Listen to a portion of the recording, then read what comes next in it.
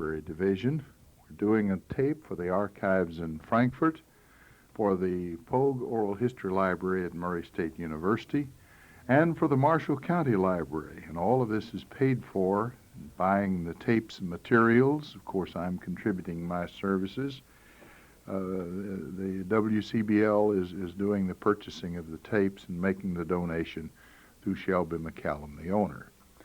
We're visiting for this tape in the home of Leola Higgins, and it's right, as Shelby used to say, in the heart of downtown Tatumsville.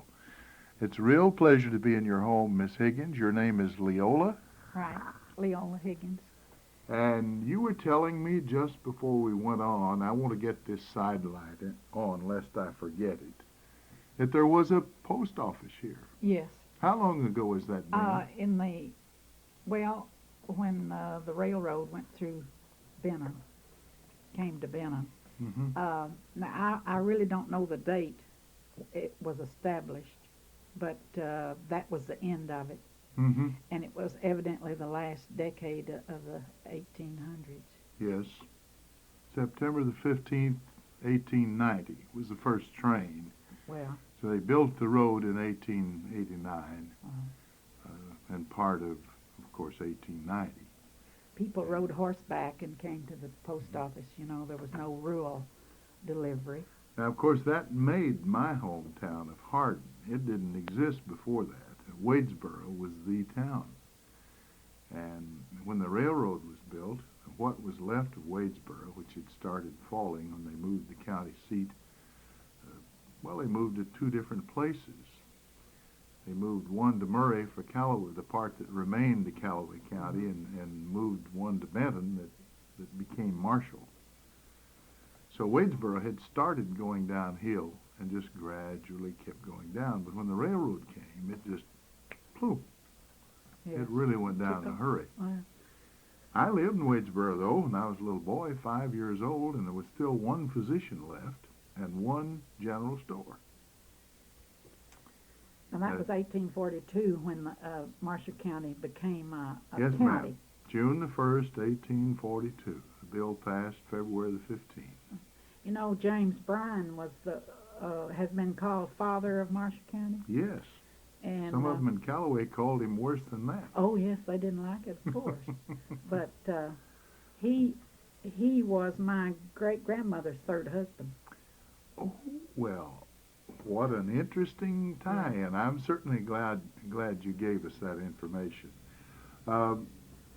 Miss Higgins, would you mind telling us how old you are? Oh no, I'm 73. 73 years old, very alert, and we're certainly pleased to be with you. Were you born in Marshall County? Oh yes, I've lived here all my life except for 10 years I lived in Paducah.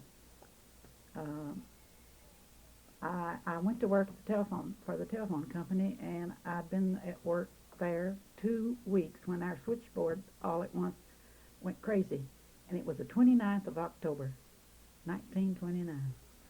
Black Thursday. Yes. I didn't realize at first, what it was, but I learned. And they started selling stocks, and they just Jumping dropped out windows. and dropped and dropped and dropped and dropped.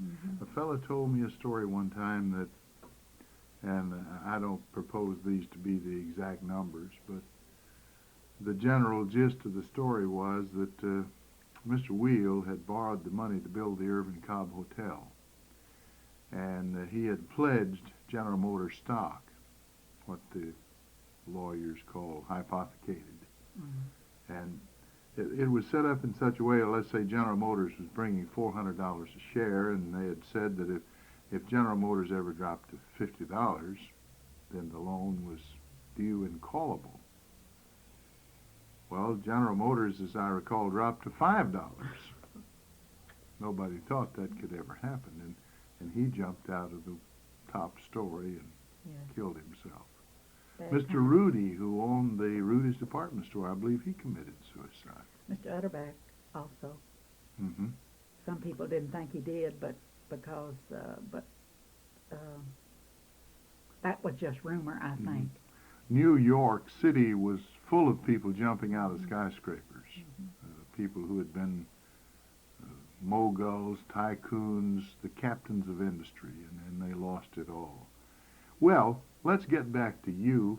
You were born in Marshall County, and did you go to perhaps a one-room school? Oh, yes, and it stood right down on the next corner down here, Bailey School. I went there from age 9 till I started high school at Benton. The first school I attended was Stice School down this road, down 1422. Stice. Uh-huh. I think I've heard that name. Now, I don't believe I've ever heard the name Bailey before. It was named, I think, for Mr. George Bailey, who lived right down the road. Now, Mr. Condor told me the other day, our present county superintendent of education, that there were at the height something like 57 or maybe 60 one-room schools in Marshall County At least. at one time. And the goal, he said, was to be within 3 miles of every student. And that way it would be walking distance for every child. Of course, we had a little laugh about that. Sometimes today, if you don't turn around in the parents' driveway, they get angry at you. But then they thought 3 miles was a reasonable walk. Yes. We walked. All right. Now, what did you like most in school? You started the Bailey first? No, I started Stice. Started Stice and first. went to Stice until I was 9, and we moved up this road here, up Were the Brownsburg Road. you a speller or a Yes. figurer? Oh, yeah. We had Friday afternoons spelling bees, and sometimes I spelled them down. Yeah. Good. I won a medal at Benton once in a spelling contest. I think it was 3rd prize. Well, that's wonderful. That's great. And do you remember any of your first teachers? Oh, yeah. Meta Cox was the first one, and then I even went to school to... Did they spell that M-E-H-T-A or something like that? No, M-E-T-A. M-E-T-A. Uh-huh. Okay. And I went to Leola Bailey. She was a good teacher. Mm-hmm. Wayne Stice was my teacher. Early Green. Dora Dyke was what I think was the very first one. Mm-hmm. Very good. Now, you then, did the school close, or you moved a little distance and started the Bailey? No, the school, after I passed the 8th grade examination at Benton, you couldn't go to high school unless you passed the county examination. And someone told me that in perhaps an earlier age than you, that you could get a type of teaching certificate. Yes, that's what I was working for. I took the test and I passed, and I went one half of a year to Benton. I was driving over there with a horse and buggy, and my brother was going to high school. He got tired of going, and he had some, I don't know, difficulties with one of the teachers, I think, or something. Anyway, he quit, and I had to quit too. So I just went back to the 8th grade. And I think I spent 3 years in the 8th grade. But finally, I went to the training school at Murray, and I graduated. I was planning, to get my provisional certificate. I had the school I was going to teach at Stice. Many people did that, I know, along about 23, 24, along in there. When They changed it in 29, and when I graduated. Yeah. So that's the reason I went to Paducah and got a job with a telephone company. Yeah. All right, before I forget it and get scalped later by the genealogists, I want to establish a little more about your family. A lot of people play these tapes. Could you tell me your dad's name, his full name? Yes. My father was Fred Martin Franklin.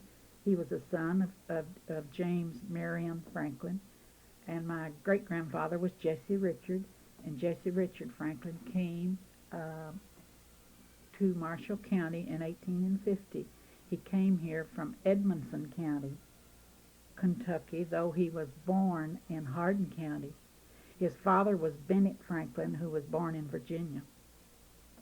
I mean, that takes it right on back to the early That's days. as far as I've gotten. Franklin, of course, is I guess, an English name Yes. and a relatively common name. Some people say that the greatest American that ever lived was Benjamin Franklin, the last Renaissance man, the last man on earth that knew everything. Well, of course, everybody, I guess, that Franklin wants to be related to him, but they say that that our line goes back to Benjamin's brother James, but I don't have the verification of it. Hmm. Well, he worked for his brother James when his brother James had the newspaper in Boston. Yeah. Uh-huh. And of course, when he got jailed, Ben became the editor, broke his bonds of indentured servancy, and left and went to New York, and then finally over to Philadelphia, where he stayed. James, in the meantime, went to Hartford, Connecticut, I guess, and started a paper. But so that is certainly a famous branch of the family. And there was one that made an automobile one time, and the first air-cooled engine was a Franklin. Is that right? I didn't know that. My great-grandfather, who was Jesse Richard Franklin, it's his widow who married James Bryan. But he was a school teacher and a farmer, both, and a preacher. He was a Free Will Baptist preacher. Mm-hmm. So they tell me, I've been told by members of the family older than I am, that he died from overwork. He bought a farm when he came to Marshall County, and he cleared it. That hasn't killed many of us, has No. it? But he died awfully young, in his 30s. Yes. But I found the voucher of, he died, and they was clearing up his estate, and I found a voucher in the clerk's office in Benton, where he was paid his last month's salary as teacher, and it was applied to his estate. See, he was already dead. Yes. And I think I've got it somewhere, but I won't go to trouble looking at it. But I think it was $15. $15 1 month. Oh me! Now, I've heard the lowest I've heard of people who taught that told me that they earned $40 when they started a month, and then during the Depression, hardly anybody taught for less than 50. Well, this was in 1852. Yeah, of course, 1852 was way different. Yeah. From, I'm talking about 1930, Yes. 31, 32, when I was in grade school. Well, that certainly is interesting. Now, your mother's name was? She was a Riley, the son of the daughter of Thomas Reed Riley. Of course, her mother Riley was Holland. is obviously about as Irish as you can get, Yeah. I suppose. So we had Irish, English, Yeah, all mixed up. We're Scotch, Irish, and English. But before the TVA came here, I guess we were kin to 2/3 of the people in Marshall County. Yes. At least. Well, the county was relatively small. It had maybe 10,000 people in those days. And having married and intermarried since 1842 and even earlier, because the area was settled really about 1820 as part of Callaway County. You can see how there'd been an awful lot of kinfolks. Oh, yeah. If you'd have counted out to about fifth cousin, you'd have got everybody, wouldn't you? You certainly would. The other day I was loaned 2 letters written by Margaret Franklin Bryan, my great-grandmother, to James, her husband, in Frankfort. He was in the legislature, Oh, he served in the legislature. Yeah. Great. An important elective position.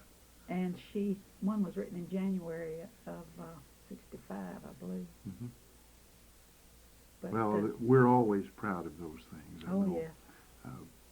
My great grandfather, I guess it was. Maybe there's another great in there, I forget, but was a state representative from Callaway County, lived at Wadesboro. And of course that was just before the counties were split. And I don't know why. It doesn't really reflect any good on me, I suppose, but I'm proud of it. You know, my mother told me something about the period, you know, the Goebel assassination. Oh, yes. Governor Goebel was killed in this election dispute of 1900. He was being sworn in as governor and was standing there, and he was shot.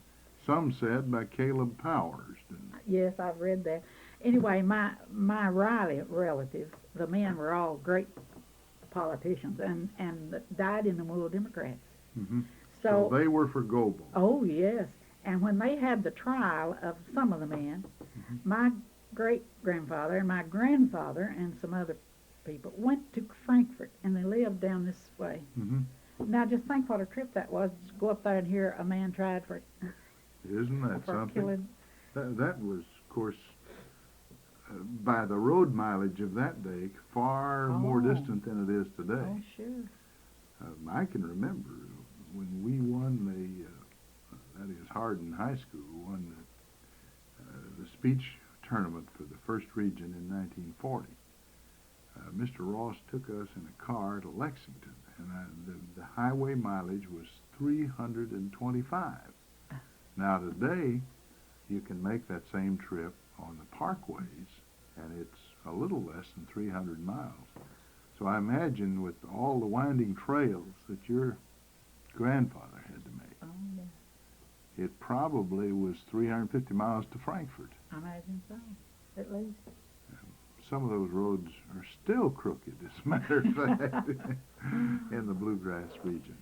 Well, that's another interesting footnote. It's not perhaps our finest hour in Kentucky history. I think not. But the Republicans won the election, they said, fair and square.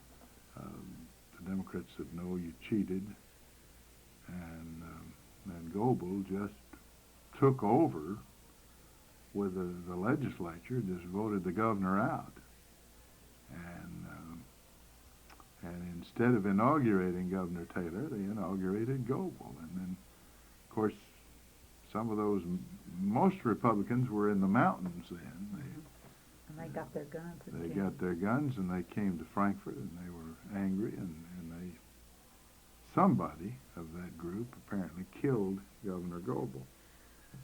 I don't understand why, considering the election, how it turned out, really why Beckham was succeeded Goebel. Of course, he was lieutenant governor. Yeah. You would have thought that Taylor would have, somehow or another, Taylor would have been governor. Well, of course, the people had a long memory, and they came back, the next time for the next election and elected a Republican.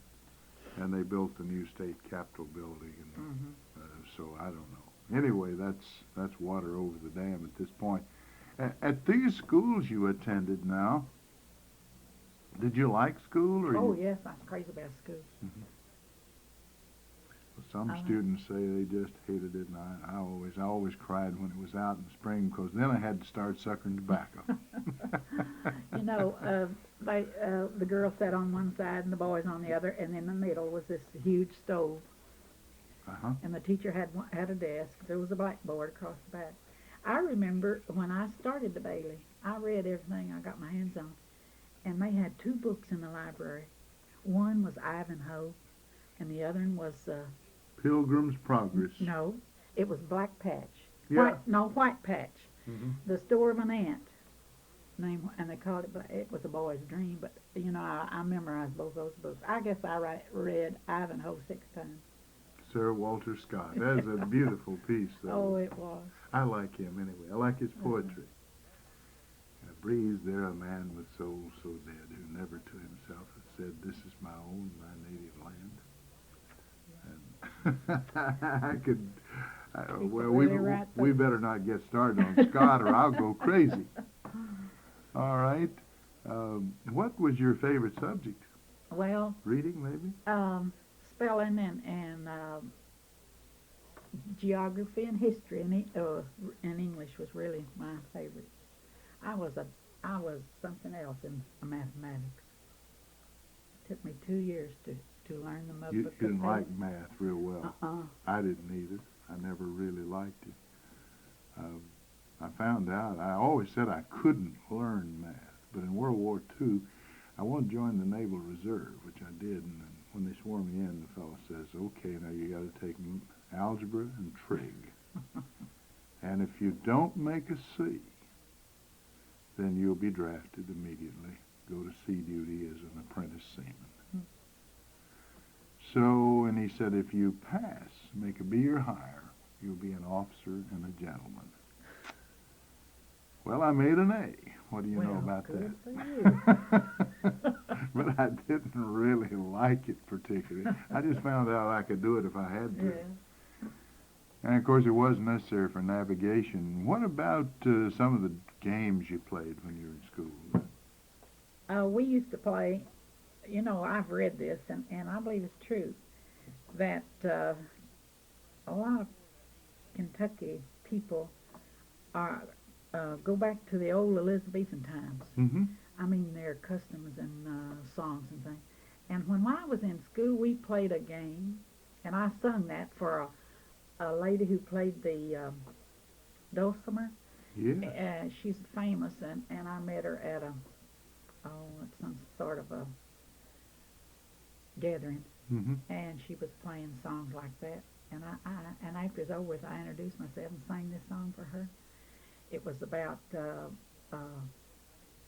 it's an old English song about Prince William. Yes.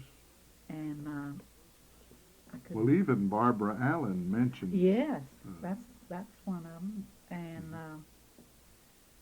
over several. Lord Randall and on and on and on you could go. Even the games like London Bridge is Falling Down. We played that lot.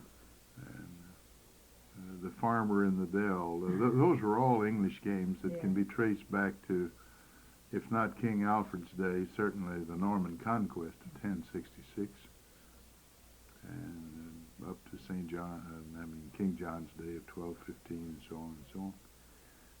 Yes, we're just absolutely covered in British history.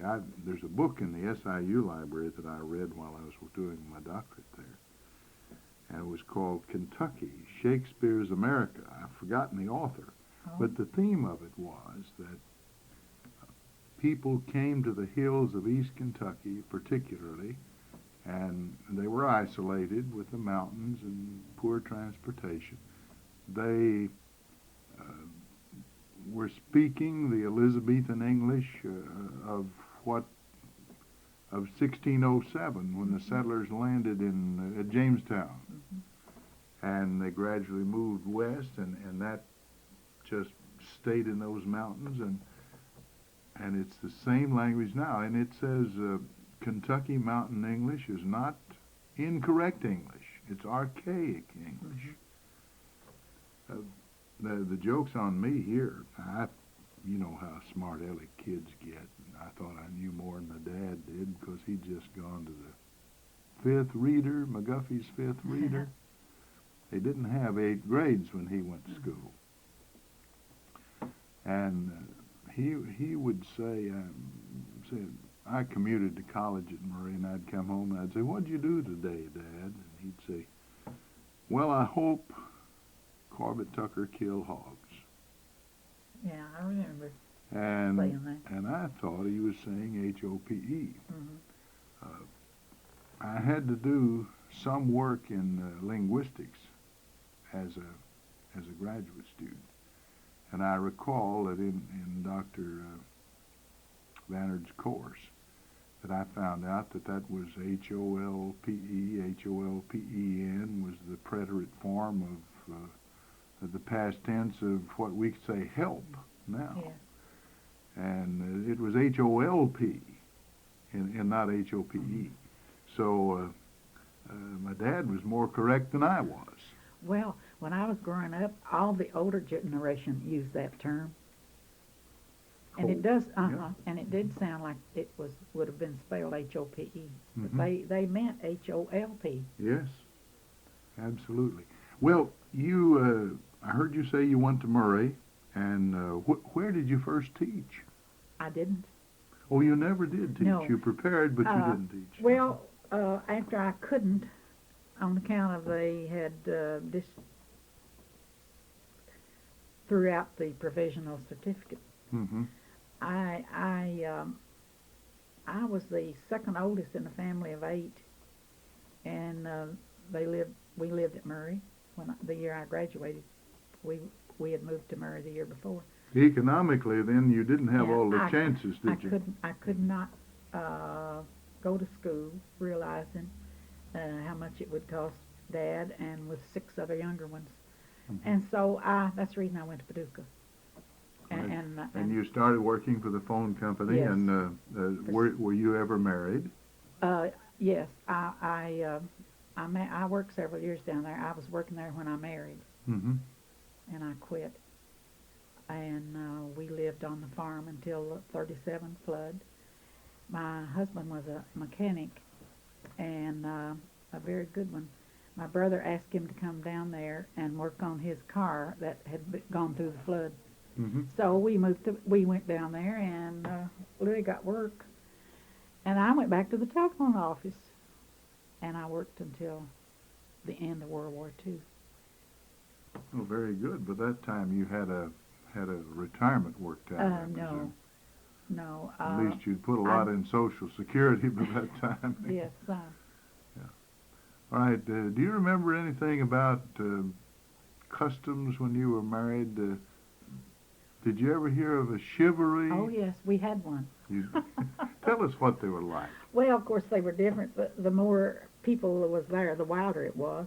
Mm-hmm. There wasn't many at ours. They rode me around the house on a rail, I believe. No, they carried me around the house in a chair. I guess Louis, I don't know what they did to Louis. Sometimes they threw him in the pond. I've heard it. I think they threw my dad in the pond, Yeah, and he didn't much like it. They weren't that drastic when we married. But, yeah, I've been to chivalries, and we were chivalried after a fashion. Let's see. C-H-A-R-I-V-A-R-I. Chivalry. I think that's how it's spelled. I thought I'd accomplished something when I could spell chivalry. Generally pronounced chivalry, of course, in our area. I've never looked up the root of that. I don't know what it is. I did look it up one time, and I've sort of forgotten. It seemed to me it was the French derivation. It sounds and like it a French. was something like a wild merry-making party designed to introduce the bride and groom to married life or some such thing. All right, your husband then worked as a mechanic. Yes. And you continued in the phone. And then after the 37 flood, were you sort of sick and tired of Old Man River coming to your door, and you came back to Marshall County? No, we lived in Marshall County we married in 32 and lived in Marshall County until the flood. And then when we moved down there and I started back to work, and Louis was running the service station. So we stayed there until we were there 10 years. Mm-hmm. We built this house and moved back here in 47. Louis was in the service. He was in the South Pacific from January 43 to 45. January 43. Did you know where he trained? Yes, he trained near El Paso, Texas, at forgotten that army camp. Well, that's all right. He went to El Paso. Yes. And went from there. A lot of people thought the Pacific Island War was, of course, a lot tougher war. It was hot, and there was malarial, and they didn't provide as much money for that. The strategy was to win the war in Europe first, so that these poor fellows just had to hang on by their toenails mostly. It was very boresome. Mm-hmm. He was in. He went directly to Fiji from California, and then he went from there to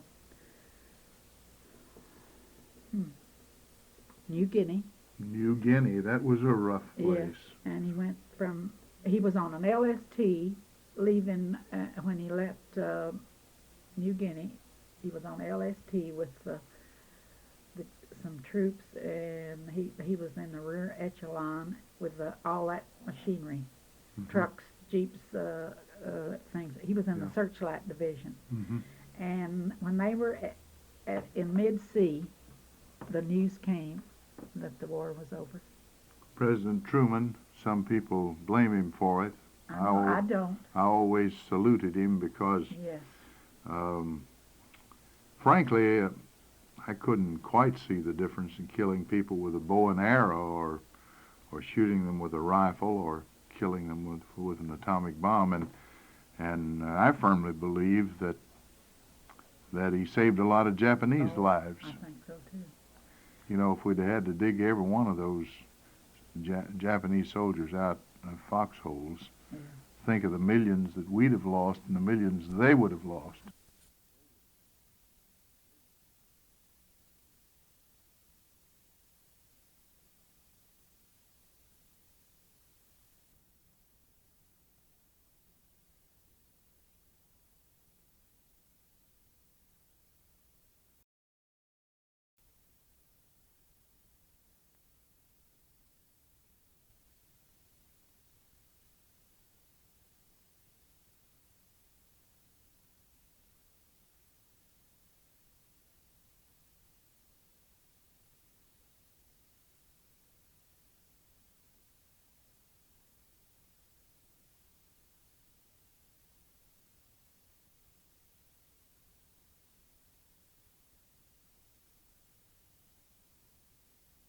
Killing them with an atomic bomb, and I firmly believe that he saved a lot of Japanese lives. I think so, too. You know, if we'd had to dig every one of those Japanese soldiers out of foxholes, think of the millions that we'd have lost and the millions they would have lost. And so I believe it was a blessing to everybody. They were headed for Japan. They landed in Manila. They went to Manila, and there was where he was sent home from Manila. All right. Can you remember any of the early days of what Gilbertsville or Calvert or Benton looked like when you were growing up? Who some of the stores were owned by? Or maybe your first train ride, or? Oh, yes, I remember my first train ride. It was to Murray. Uh-huh. When I was a child, my father was a carpenter, and he and a farmer, but he worked on the new courthouse they built in Murray, and we went up there. We moved up there for a while, and we moved on the train. We just rented, a furnished room house. Did you get on at Elva or Benton? Benton. Yeah. I've heard some people say they'd board the train at Elva, which was north of Benton, somewhere in Marshall County. Between there and Simpsonia, I guess. I guess Bryansburg was the first place that I remember going, really. Mm-hmm. And that was when the Cox store, general store on the corner. My dad told me that when the railroad, went to Benton instead of Bryansburg, that Bryansburg was a larger place and had more business than Benton did. Mm-hmm. And I've heard that, yes, and that's what he said.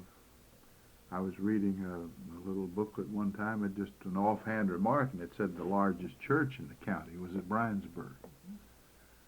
So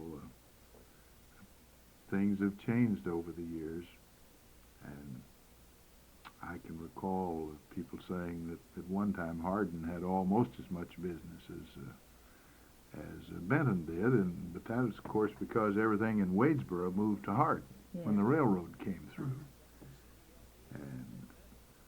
But naturally, the county seat would continue to grow. Well, time has just shot away from us in an awful hurry. Maybe you could tell us something about medical remedies that you knew about as you were growing up. When I remember my mother gave us 2 or 3 drops of coal oil and a half a teaspoonful of sugar for coughs. Mm-hmm. And Dad always bought, when winter came, he always bought a bag of horehound candy. Mm-hmm. And that was a remedy for coughs. Of course, a lot of people kept whiskey, you know, to make toddies for colds, Mm-hmm. but Dad didn't do that.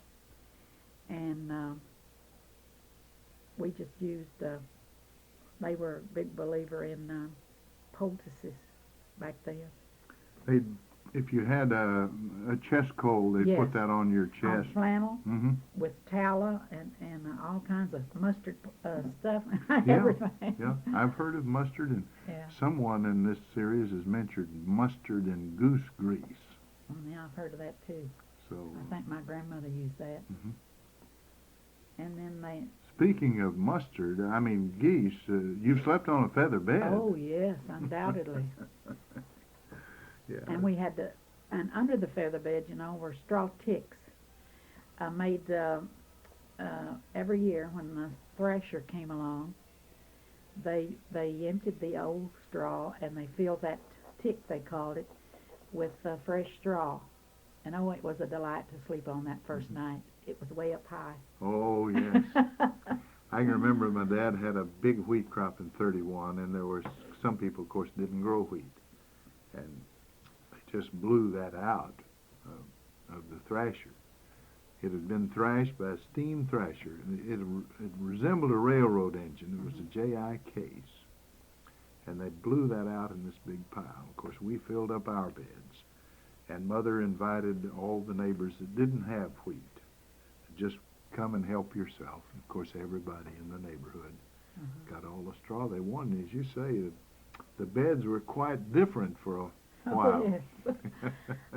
I remember the first straw steam engine that I ever saw. It came down the road, and Dad had wheat, and they rolled that monster in, and my mother wouldn't let me get any closer than the yard fence. So I hung my toes between the palings and stood and looked at the business of thrashing. It was dangerous, they thought. Yeah. Of course, it was dangerous Yeah. to get too close to those moving belts. And the black smoke that just fogged out. Oh, it was really a sight for me. I'd never seen anything like that before. Same here. I thought the millennium had arrived. I remember the first Ford I ever saw too. The Model T passenger yes, car. yes. Uh-huh. A man named John Smith bought it, and I thought that was something. I wanted one so badly I could taste it, but my dad never learned to drive a car, never bought a car, never owned a car, never owned a tractor. And he lived out his life farming. Let's see, when did he retire?